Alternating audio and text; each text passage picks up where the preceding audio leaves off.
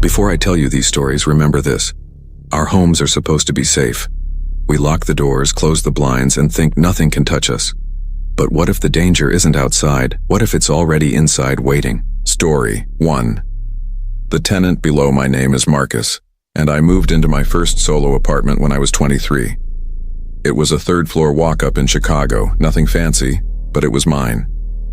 The building was old, built sometime in the 1920s, with creaky floors and pipes that groaned at night.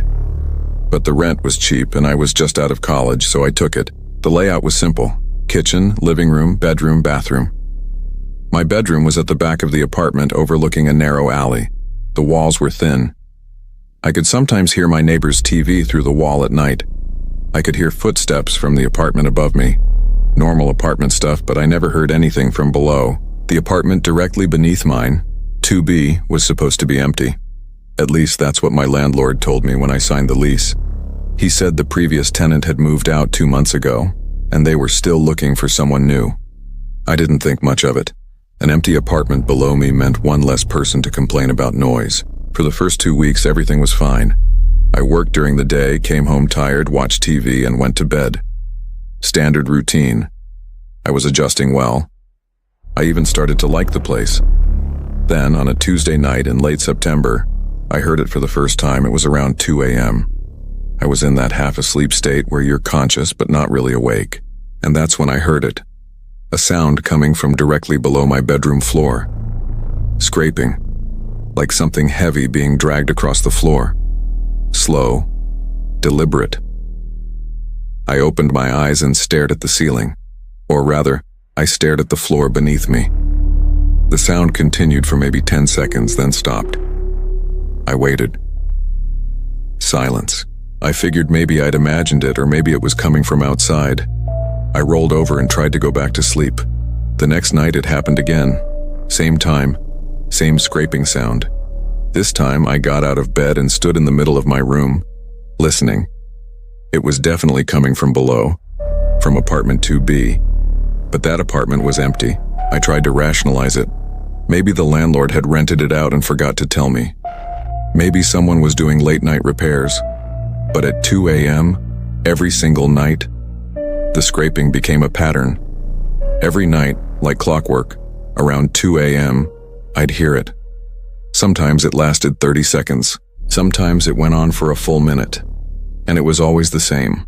Something heavy being dragged from one side of the apartment to the other. I started losing sleep. I'd lie awake waiting for it, and when it came, my heart would start pounding. Because the thing is, the more I listened, the more deliberate it sounded. Like someone was doing it on purpose, like someone knew I was listening. After a week of this, I called my landlord. I asked him if someone had moved into 2B. He said no, still vacant. I told him about the sounds. He laughed it off. Old building, he said. Pipes settling. Rats, maybe. But I knew what I was hearing. And it wasn't rats.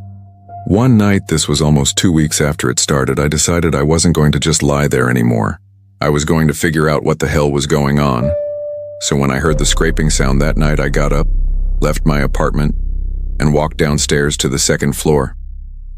The hallway was dark. Only one light was working, and it flickered weakly at the far end. I stood in front of apartment 2B and stared at the door. It was closed. No light coming from underneath. No sound. I knocked 3 times. Loud. No answer. I pressed my ear to the door and listened. Nothing. But I could feel it. That heavy, oppressive silence that makes your skin crawl. Like someone on the other side was also listening. Then I heard it. From inside the apartment. A single soft thud. Right behind the door. I stepped back. My hands were shaking. I don't know why, but every instinct in my body was screaming at me to leave. So I did. I went back upstairs, locked my door, and didn't sleep the rest of the night. The next morning, I went back down. In the daylight, it didn't seem as scary. I convinced myself I'd overreacted. I knocked again. Still no answer. So I tried the doorknob. It was unlocked. I don't know what I was thinking. Maybe I thought I'd find evidence of squatters or proof that someone had been sneaking in at night. But when I pushed the door open and stepped inside, What I found was worse than anything I'd imagined. The apartment was empty. No furniture, no belongings, just bare floors and blank walls. But in the center of the living room, there were marks on the floor. Long, deep scratches in the wood like something heavy had been dragged back and forth, over and over and over. And here's the part that made my stomach drop. The scratches were fresh. I reported it to my landlord that same day. I told him everything. The sounds, the unlocked door, the scratches. He seemed annoyed, like I was wasting his time. He said he'd look into it, but I could tell he didn't believe me.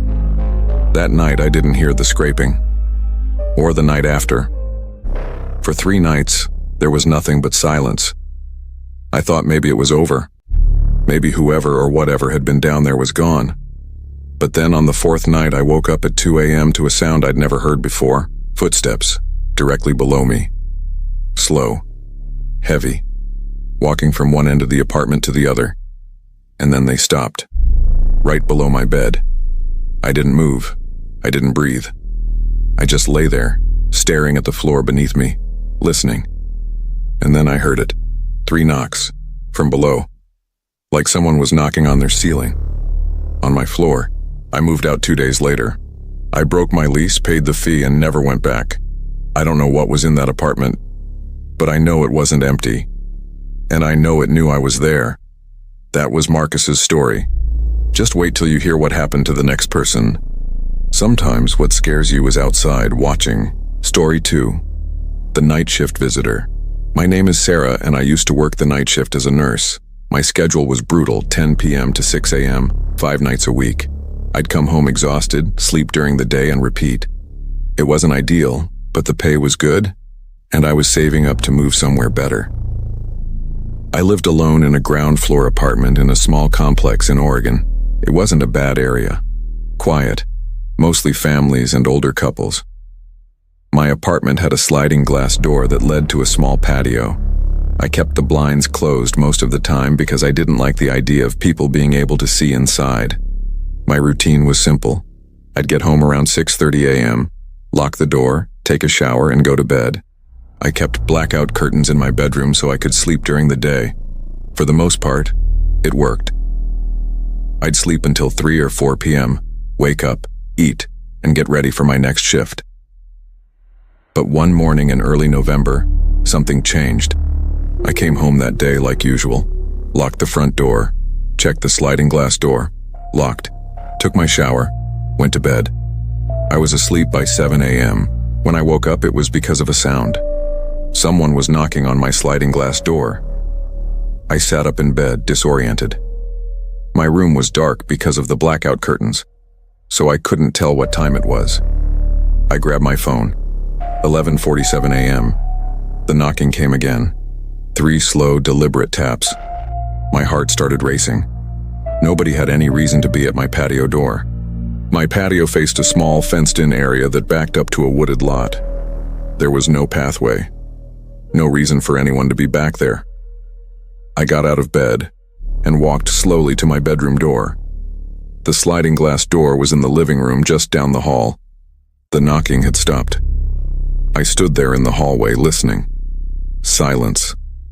Maybe I'd imagined it. Maybe I'd been dreaming. Then it happened again. 3 knocks. Louder this time. I crept down the hallway and peeked around the corner into the living room. The blinds were still closed. I couldn't see outside. I didn't want to see outside. I called out. "Who's there?" No answer. I should have called the police right then.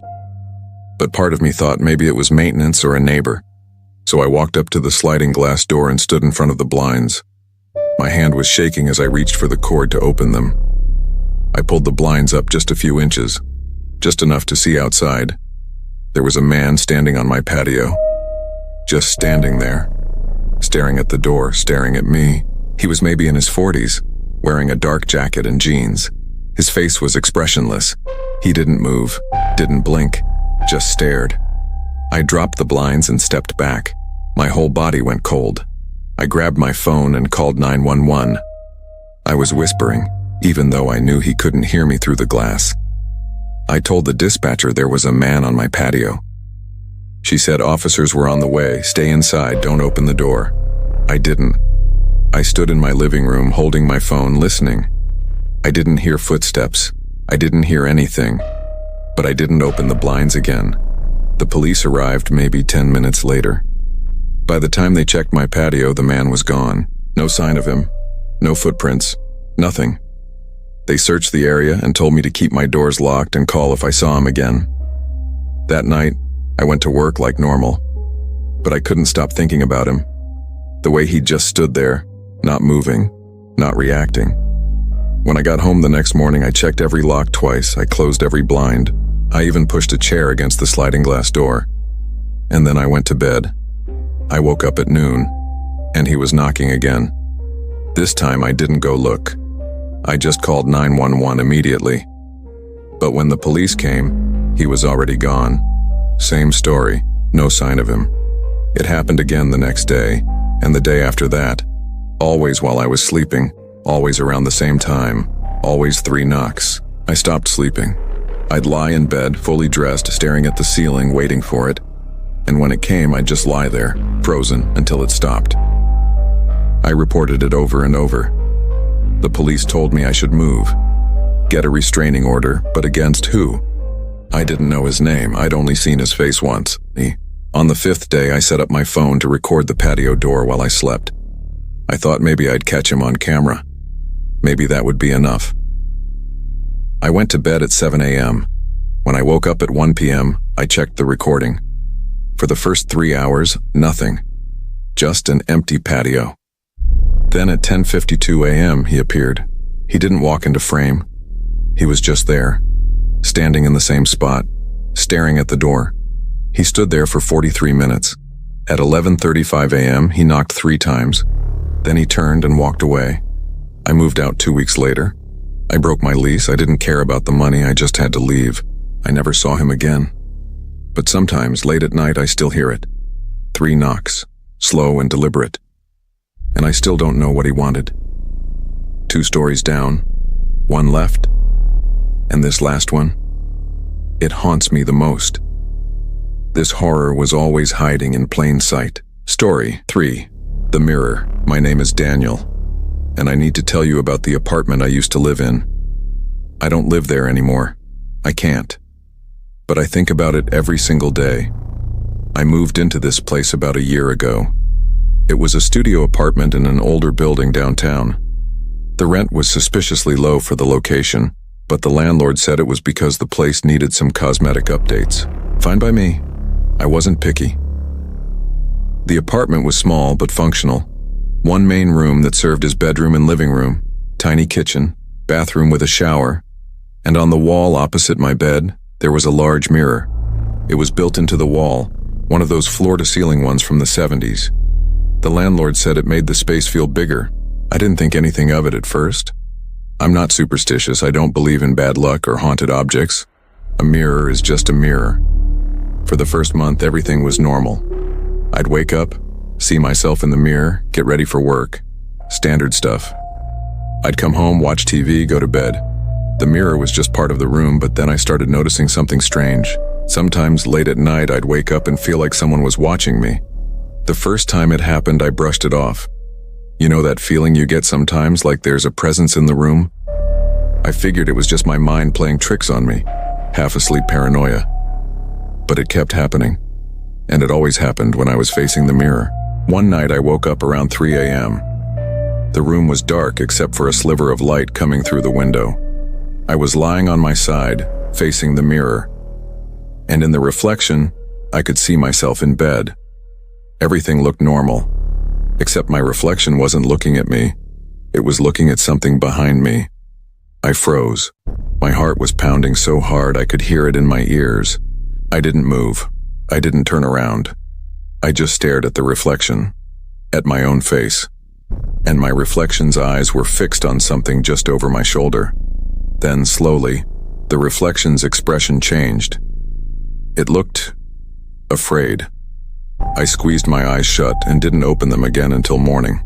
When I woke up, I convinced myself I'd been dreaming, or hallucinating. Sleep paralysis, maybe. But I couldn't shake the feeling. So that night I covered the mirror with a bedsheet before I went to bed. I slept better. No more waking up in the middle of the night. No more feeling watched. But on the third night, I woke up to a sound. The bedsheet had fallen off the mirror. I got up, rehung it, and went back to bed. The next night, it fell again. And again. Every night, no matter how tightly I secured it, the sheet would be on the floor by morning. So I stopped covering it. I just avoided looking at it. I'd face the wall when I slept. I'd keep my eyes down when I walked past it. But you can't avoid a mirror forever when you live in a studio apartment, especially one that takes up an entire wall. One evening, I was brushing my teeth in the bathroom. The door was open, and from where I stood, I could see the mirror in the main room. And in the reflection, I could see my bed. Someone was sitting on it. I spun around. The bed was empty. I looked back at the mirror. The figure was still there, sitting on the edge of my bed, facing away from me. I stood there, toothbrush in hand, staring at the reflection. My hands were shaking. The figure didn't move. It just sat there. Then slowly, it turned its head. I didn't wait to see the face. I dropped the toothbrush and ran out of the apartment. I sat in my car for 2 hours before I convinced myself to go back inside. When I did, the apartment was empty. The mirror showed nothing but my reflection. I called my landlord the next day. I told him I wanted to break my lease. He asked why. I told him the truth. There was something wrong with the apartment. Something wrong with the mirror. He was quiet for a long time. Then he said, "You saw it, didn't you?" That's when he told me. 3 tenants before me had reported the same thing. Seeing things in the mirror that weren't there. Feeling watched. Waking up to shadows sitting on their bed. One of them had tried to remove the mirror, but it was built into the wall. Structural. Couldn't be taken out without tearing down half the wall. He offered to let me out of my lease with no penalty. I was packed and gone within 2 days. Here's the thing I didn't mention earlier. The thing that still makes my skin crawl. On my last night in that apartment, I couldn't sleep. So I just lay there, staring at the ceiling, waiting for morning. And at some point, I glanced at the mirror. My reflection was staring back at me, but I wasn't looking at the mirror. I haven't looked in a mirror the same way since. Outro, 2830. 3 stories, 3 apartments, 3 people who thought they were safe behind locked doors. But safety is fragile. And sometimes the things we fear most aren't outside trying to get in. They're already inside, waiting. If you made it this far, thank you for listening. And if any of these stories reminded you of something you've experienced, I want you to know you're not alone. There are things in this world we can't explain. And sometimes, all we can do is survive them and move on. Subscribe for more stories and hit the bell icon. If you want more stories like this, I just uploaded a video about 5 people who were home alone when something went horribly wrong. It's linked on the end screen. Trust me, you don't want to miss it.